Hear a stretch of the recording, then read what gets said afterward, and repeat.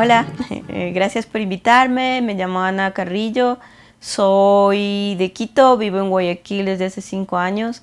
Ahí trabajo en la Universidad de las Artes, soy docente de un departamento que les da clases a todas las carreras, que se llama Departamento Transversal. Trabajo en la Universidad de las Artes desde octubre del 2015, ya son más de 5 años. ¿Qué materias das ahí? En, en este momento doy dos materias. Política y Cultura en América Latina, que es una materia de corte más teórico, que tiene que ver con el pensamiento crítico latinoamericano, y Laboratorio en Comunidad, que es una materia que se plantea hacer proyectos junto con comunidades de organizaciones sociales, barrios organizados, etcétera, ¿no? Entonces hacemos proyectos artísticos con gente externa a la universidad. En este contexto de pandemia, ¿cuáles han sido las dificultades que has tenido para poder realizar estas clases sincrónicas?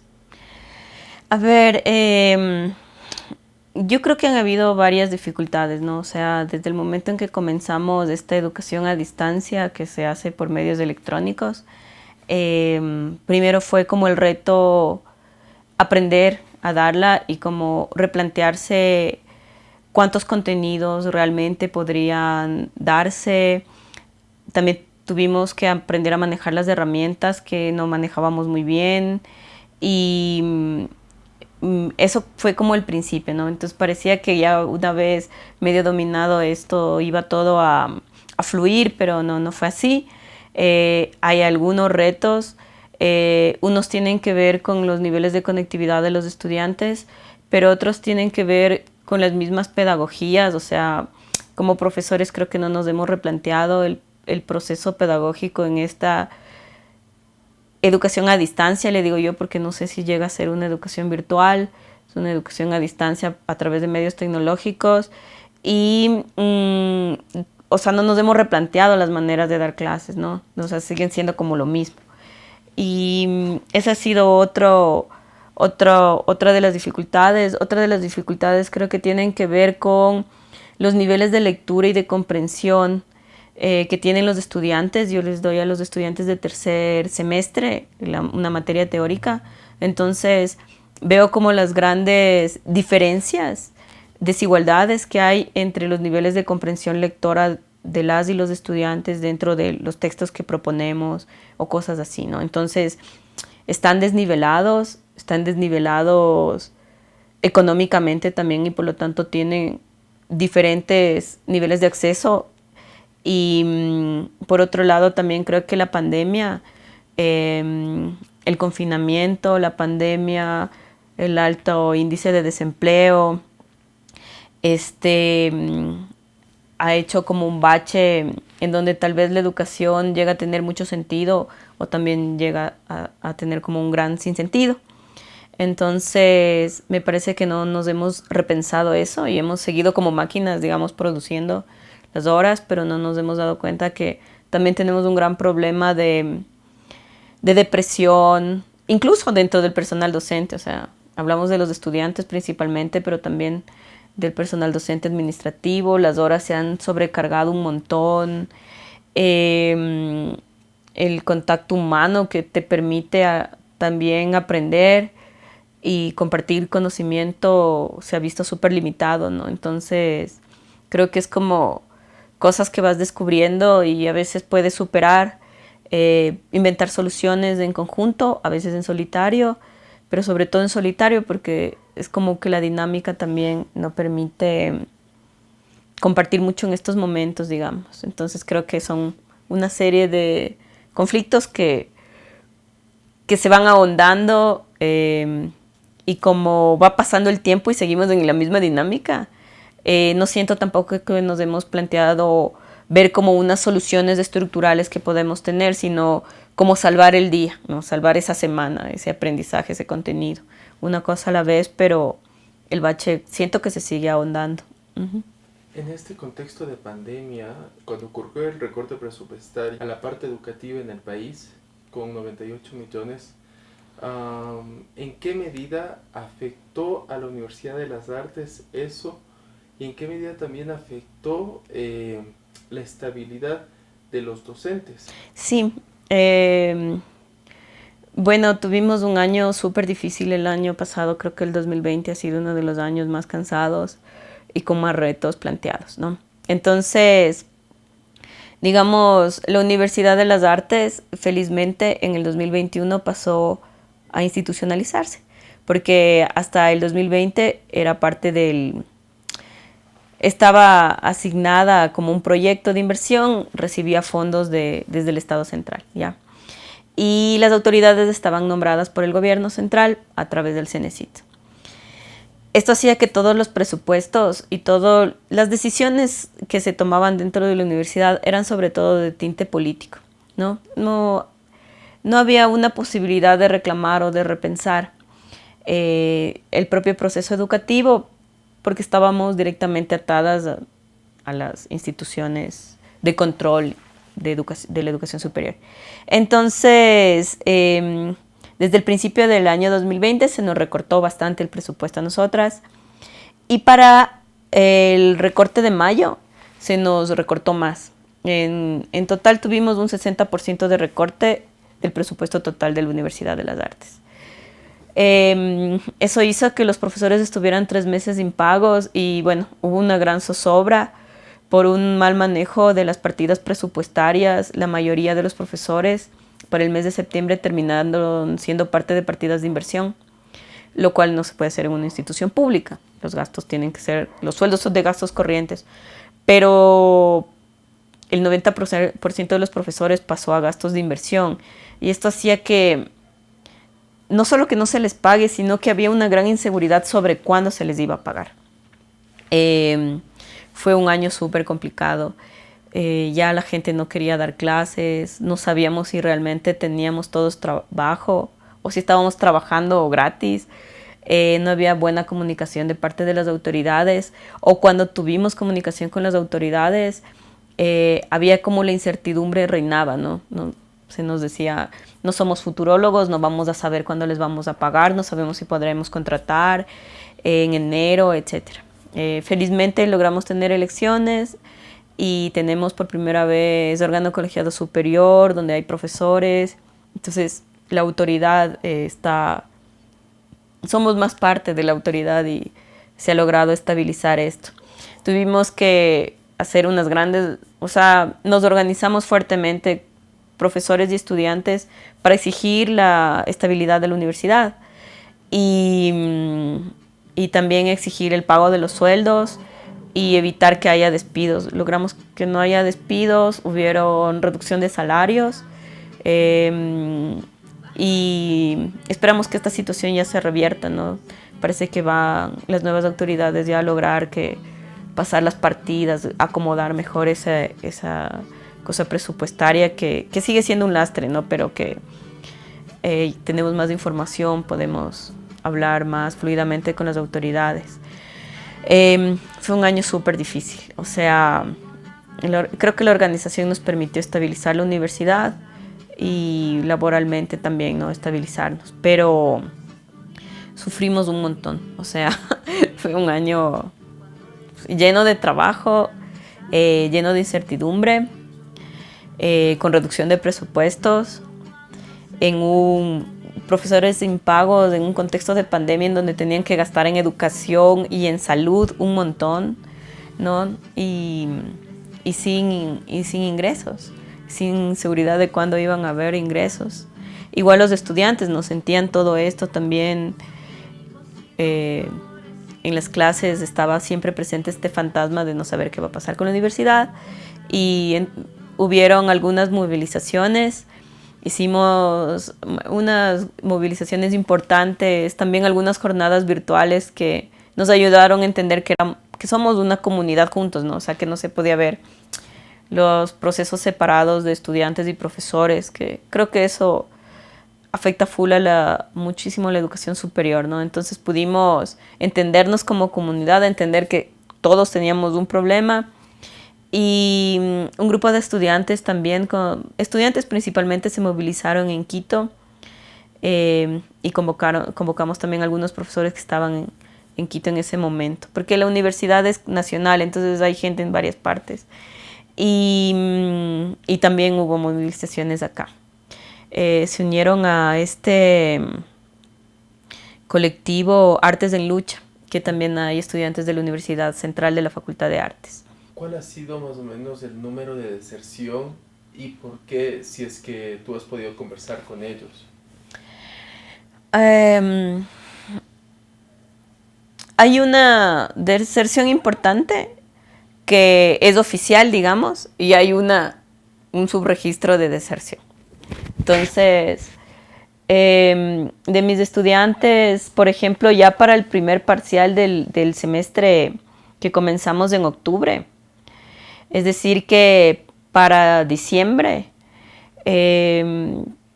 había ya un 10% de deserción, tal vez un 20%, ¿no? Entre 10 y 20% de deserción, gente que oficialmente dijo, no puedo, ya no puedo más, me retiro de estas materias, ¿no? Y generalmente el tema atraviesa por problemas económicos, o sea, tienen que solventar la vida de su casa y entonces no tienen posibilidades de seguir conectándose o haciendo los deberes, etc. Ha habido de todo, ¿no? Embarazos en las chicas, necesidad de solventar su casa, la de sus padres, ¿no? Enfermedades, muerte de familiares, pero el problema económico ha sido como central. Nosotros en la universidad hicimos una red de apoyo para cubrir la alimentación de los estudiantes que estaban en unas condiciones bastante difíciles y no tengo el dato, pero entregamos un montón de ayudas económicas para alimentos, porque en verdad que estaban así, ¿no?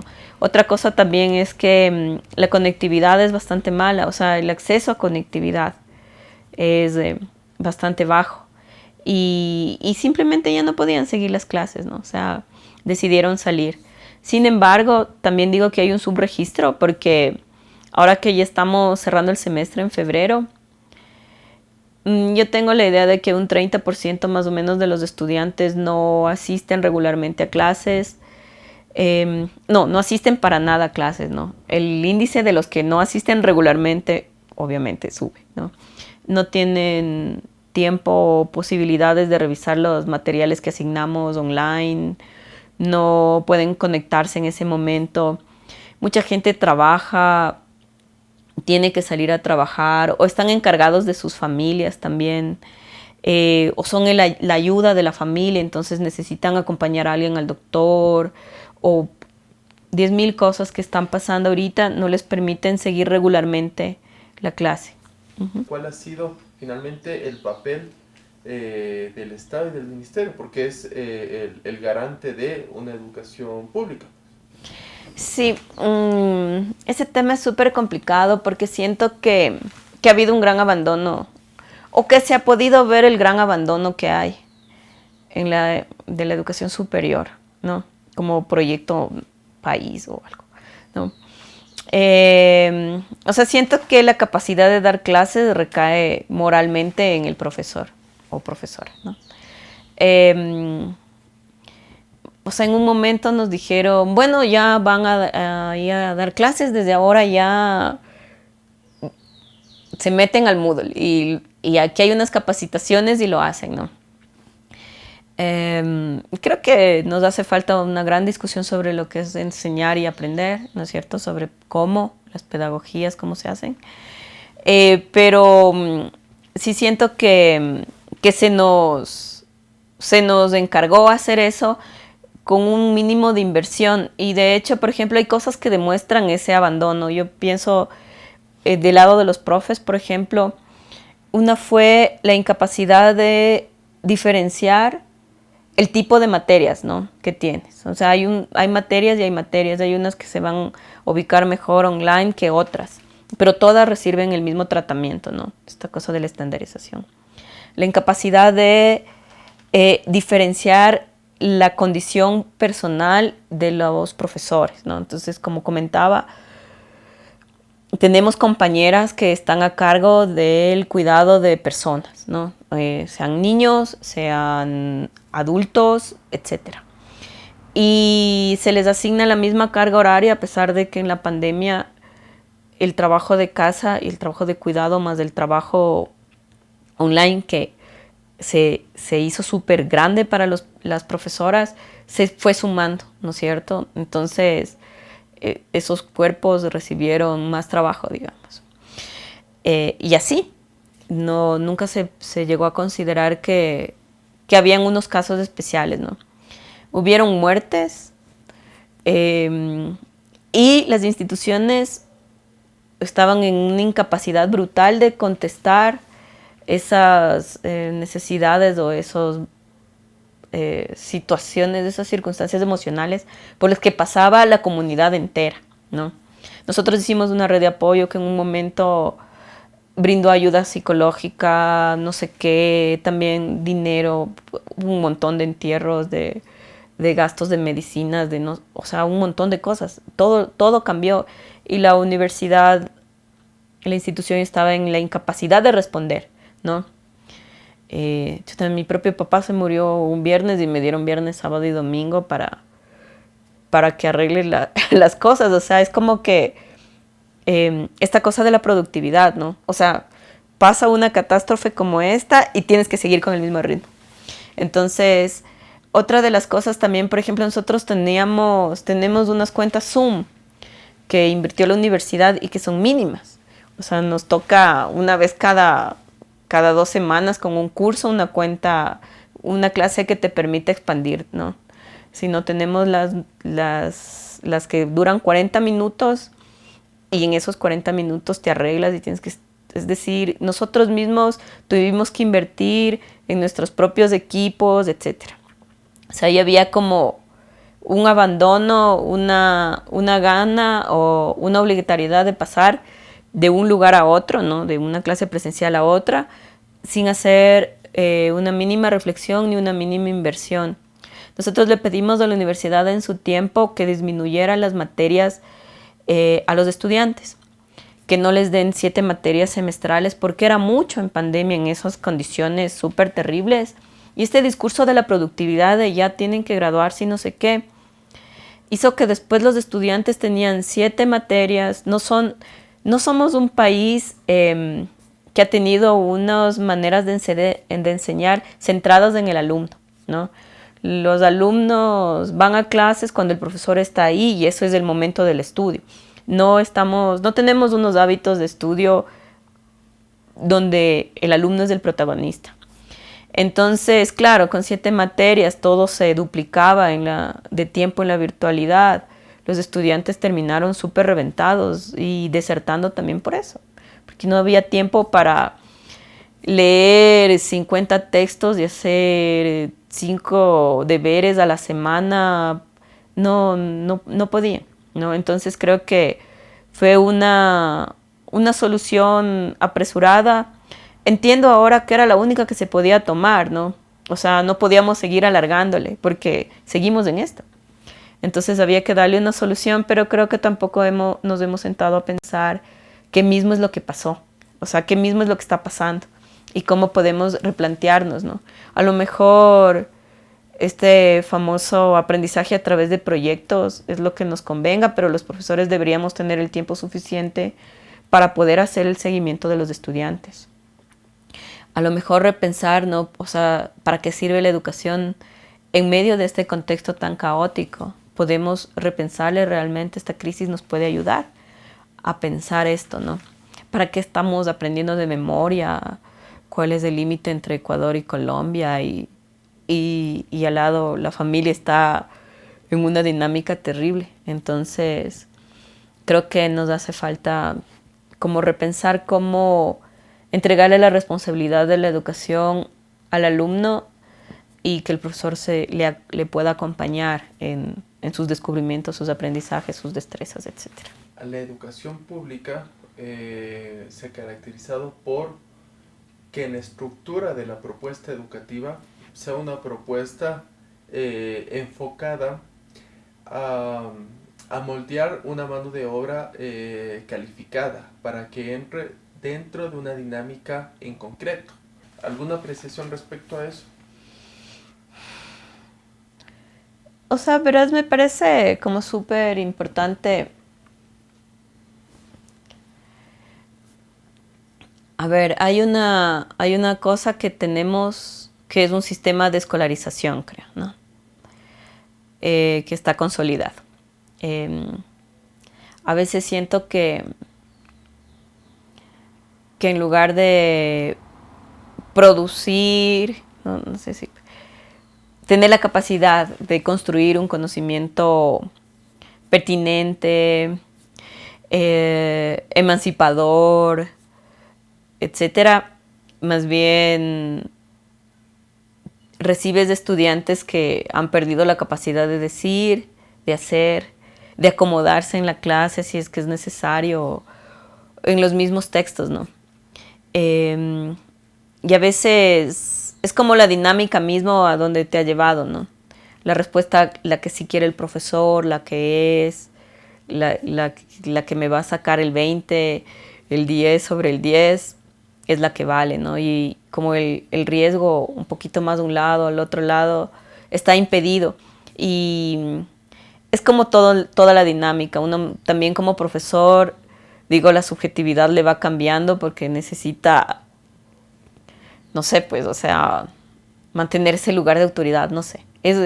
A mí me parece que la educación es un lugar súper complejo, como lo hemos concebido, como la hemos heredado, ¿no?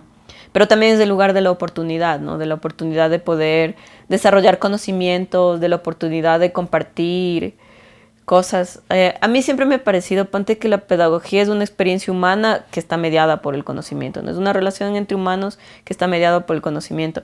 Y tal vez por eso se me hace tan difícil en la pandemia tener una relación entre máquinas y que el conocimiento se convierta en una serie de datos que van circulando, ¿no? Pero me parece complicado. A veces cuando recibo a los chicos, cuando doy clases en tercero especialmente, es como que, claro, una parte de la educación ha dañado profundamente al ser humano, digamos. No sé cómo más explicar, ¿no? Y claro que estamos hechos para repetir, para hacer bien, para no equivocarnos, para obedecer, para respetar, para hacernos obedecer en el caso de los profes, o no sé, es bien difícil.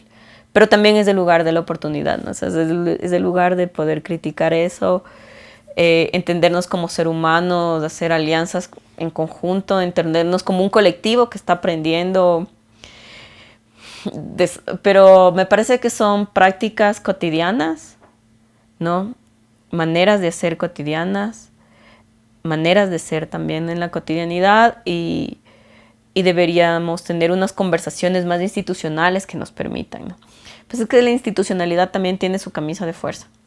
Entonces, si vas a, bueno, no pasa en la UARTES, ¿no? Pero si vas a dar 5 minutos menos de clase ya, o si no presentas como el esquema de cómo vas a dar la clase, también es como que te va metiendo ahí el sistema, una cosa súper cuadrada, ¿no? Eso es lo que creo. En una palabra, ¿cómo describirías a la educación virtual en el Ecuador? Improvisada. ¡Gobierno! ¡Escucha! ¡La central está en la lucha! ¡Gobierno! ¡Escucha! ¡La central está en la lucha! Mientras nos recortan el presupuesto, anuncian que va a llegar un nuevo crédito del FMI y al mismo tiempo abren el sistema de admisión para los nuevos estudiantes. ¡Adelante! ¡Adelante, universidad! ¡En el tiempo!